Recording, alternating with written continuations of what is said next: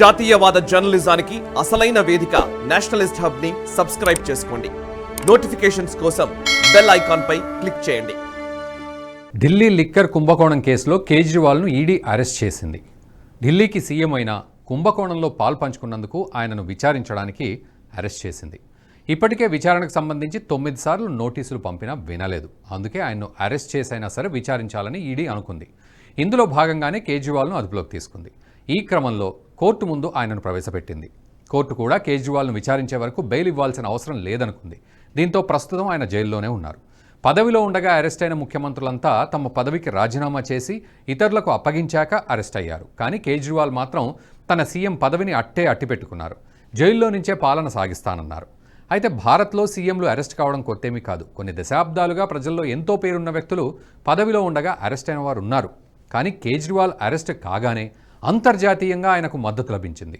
America, Germany, తాజాగా ఐక్యరాజ్య సమితి, ఇంకా భవిష్యత్తులో ఏ దేశం నుంచి మద్దతు లభిస్తుందో తెలియదు. అయితే ఏ దేశానికి ఇతర దేశాల న్యాయపరమైన విషయాల్లో జోక్యం చేసుకోవడానికి హక్కు ఉండదు. కానీ ప్రస్తుతం కేజ్రీవాల్ అరెస్టు మొత్తం న్యాయపరంగానే జరిగిన అతని అరెస్టుపై ఆయా దేశాలు స్పందించడానికి కారణమేంటి అనే విషయాన్ని గ్రహిస్తే దీని వెనక ప్రణాళికాబద్ధంగా ఒక కుట్ర సాగుతోందని ఇట్టే అర్థమవుతోంది. ఆయా దేశాల ప్రతినిధులంతా ప్రెస్ మీట్లు పెట్టినప్పుడు ఒక జర్నలిస్ట్ అతన్ని భారత్కు సంబంధించిన పరిణామాలపై ప్రశ్న అడుగుతాడు. దీంతో వారంతా ఈ విషయంపై స్పందిస్తారు. ఈ స్పందనే చర్చనీయాంశంగా మారుతుంది. ఇది జరుగుతున్న తంతు. అయితే అసలు ఈ ప్రణాళిక ఎలా సాగుతోంది, దీని వెనక ఉన్నదెవరు అనే విషయాన్ని తెలుసుకుందాం. కొద్ది రోజుల క్రితం ఢిల్లీ సీఎం అరవింద్ కేజ్రీవాల్ అరెస్టు వ్యవహారాన్ని గమనిస్తున్నామని అమెరికా విదేశీ వ్యవహారాల శాఖ అధికార ప్రతినిధి ఒకరు తెలిపారు. కేజ్రీవాల్ కేసులో పారదర్శక, న్యాయబద్ధ, వేగవంతమైన విచారణ జరిగేలా చూడాలని భారత విదేశీ వ్యవహారాల శాఖకు సూచించినట్లు ఒక వార్తా సంస్థతో చెప్పారు. అయితే అమెరికా స్పందించడానికి ఒక కారణం ఉంది. అమెరికా విదేశీ వ్యవహారాల శాఖ అధికార ప్రతినిధి మాట్లాడేటప్పుడు ఓ జర్నలిస్టు ఈ ప్రశ్నను లేవనెత్తాడు. భారత్లో కేజ్రీవాల్ను ప్రభుత్వం అరెస్ట్ చేసిందని, అంతేకాకుండా ఎన్నికల సమయంలో కాంగ్రెస్ పార్టీ ఫండ్స్ను కూడా నిలిపివేసిందని, దీనిపై అమెరికా స్టాండ్ ఏమిటి అని అడిగారు. కేవలం అమెరికా ఒకటే కాదు, ఐక్యరాజ్య సమితి కూడా ఈ అంశాలపై స్పందించింది. భారత్ సహా ఎన్నికలు జరగనున్న అన్ని దేశాల్లో ప్రజల రాజకీయ, పౌర హక్కులకు రక్షణ ఉంటుందని భావిస్తున్నామని ఐక్యరాజ్య సమితి ప్రధాన కార్యదర్శి ఆంటోనియో గుటెరస్, అధికార ప్రతినిధి స్టీఫెన్ డుజారిక్ అన్నారు. ప్రతి ఒక్కరికి స్వేచ్ఛగా ఓటు వేసే వాతావరణం ఉంటుందని ఆశిస్తున్నామని వ్యాఖ్యానించారు. ఐక్యరాజ్య సమితి కూడా దీనిపై స్పందించడానికి ఒక విలేకరి అడిగిన ప్రశ్నే కారణం. విలేకరి అడిగిన ప్రశ్నకు బదులుగానే ఐక్యరాజ్య సమితి కూడా స్పందించింది. అటు అమెరికా స్పందించడానికి, ఇటు ఐక్యరాజ్య సమితి స్పందించడానికి విలేకరి అడిగిన ప్రశ్నే ప్రధాన కారణం. అయితే ఆశ్చర్యకరంగా ఈ ప్రశ్నలు అడిగింది ఒకే జర్నలిస్ట్ అని మీకు తెలుసా? అవును, భారత్ను ప్రశ్నించడానికి కారణం ముష్ఫికుల్ ఫజల్ అనే జర్నలిస్ట్ అడిగిన ప్రశ్నే. అయితే ఈ ముష్ఫికుల్ ఫజల్ గురించి తెలిస్తే ఇతని వెనక ఉన్నదెవరు, ఎందుకు ఈ వ్యక్తి అందరి దగ్గర ఒకే ప్రశ్న అడిగి ఆయా దేశాలు ఐక్యరాజ్య సమితితో భారత్కు వ్యతిరేక వ్యాఖ్యలు చేయిస్తున్నారు అనే విషయాలు తెలుస్తాయి. ఫజల్ బంగ్లాదేశ్ మూలాలు కలిగిన వ్యక్తి. ప్రస్తుతం అమెరికాలో నివసిస్తున్నాడు. అతని ఫేస్బుక్ ప్రొఫైల్ ప్రకారం అతను సౌత్ ఏషియా పర్స్పెక్టివ్స్లో ఎగ్జిక్యూటివ్ ఎడిటర్గాను, రైట్ టు ఫ్రీడమ్లో ఎగ్జిక్యూటివ్ డైరెక్టర్, జస్ట్ న్యూస్ బీడీకి వైట్ హౌస్ కరెస్పాండెంట్తో పాటు మరిన్ని సంస్థల్లో గతంలో పనిచేశాడు. ప్రస్తుతం అతను పనిచేస్తున్న జస్ట్ న్యూస్ బీడీ నుండి ఒక నివేదిక ఇప్పుడు బయటపడింది.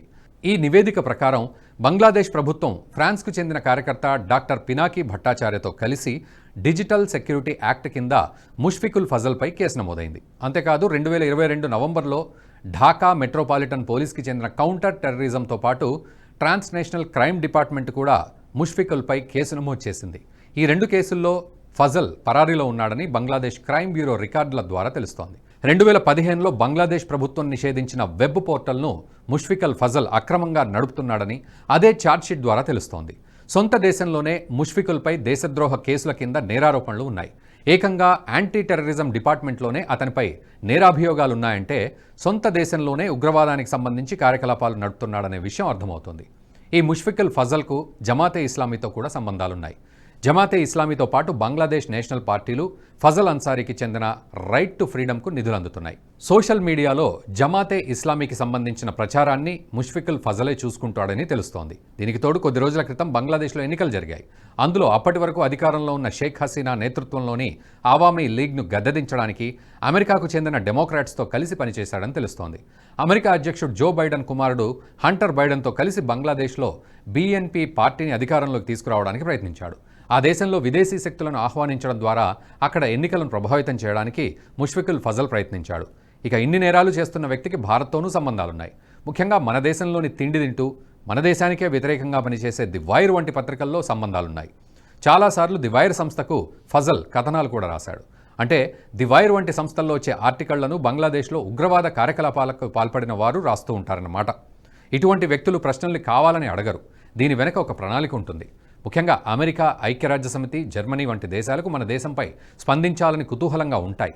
మన దేశాన్ని ఎప్పుడెప్పుడు ఇరుకున పెట్టాలని ఈ దేశాలు చూస్తూ ఉంటాయి. కానీ ఆయా దేశాలు వెంటనే స్పందిస్తే అనుమానం వస్తుంది. కాబట్టి ముందస్తు ప్రణాళిక ప్రకారం ఒక జర్నలిస్ట్ ఈ ప్రశ్నల్ని అడగడం, దానికి బదులుగా స్పందిస్తున్నట్లు బిల్డప్ ఇవ్వడం జరుగుతుంది.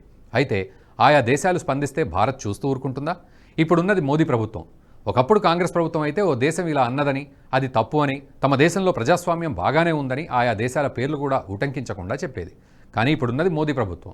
ఆయా దేశాలు మన దేశాన్ని అలా ప్రశ్నించాయో లేదో ఇట్టే ఆయా దేశాల దౌత్యవేత్తలను పిలిపించుకొని భారత్ మందలించింది. అయితే భారత్లో ఒక కేజ్రీవాల్ మాత్రమే అరెస్ట్ అయ్యారా?